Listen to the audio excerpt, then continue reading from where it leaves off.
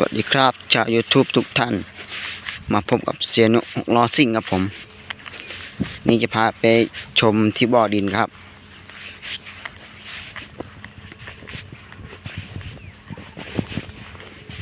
เป็นดินลูกรังครับผมดินสวยมากครับผมนะครับรถเสียบอยมาแล้วครับขับโดยเสียตีครับผม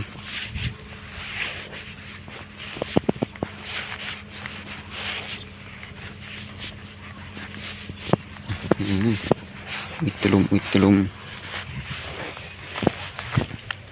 งั้นมาครับผม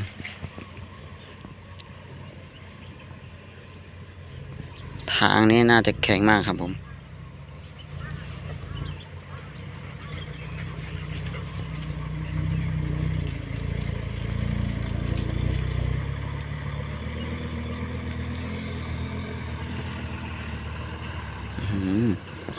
วิตรลุมเลยครับผม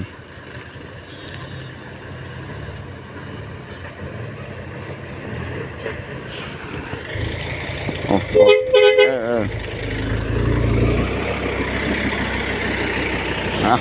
สามชา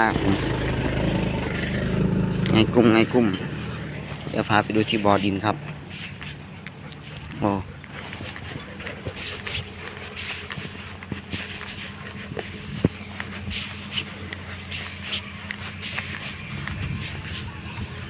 โหนะครับเทเล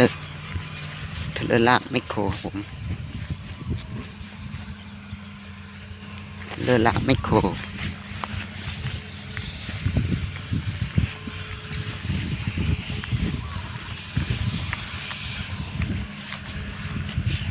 เดี๋ยวจะพามาชมที่บ่อดินครับผมดินลูกรังครับผม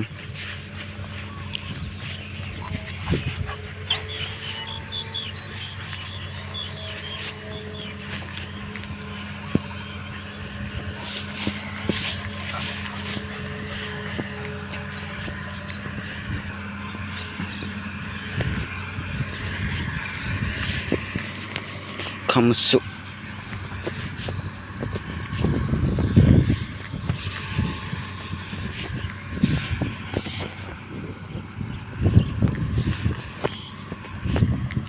เดี๋ยวจะพาไปชมที่บ่อดิน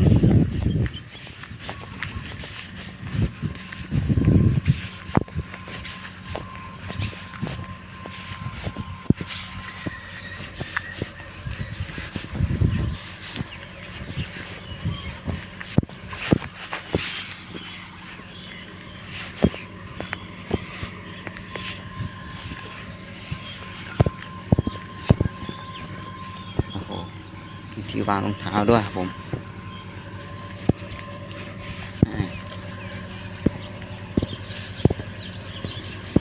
หลอกนา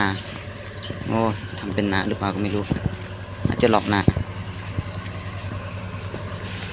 คนขับอ๋อมีเบียร์มีอะไรเยอะเลยต้มไก่โ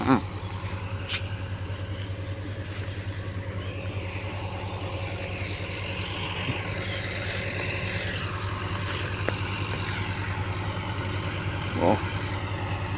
200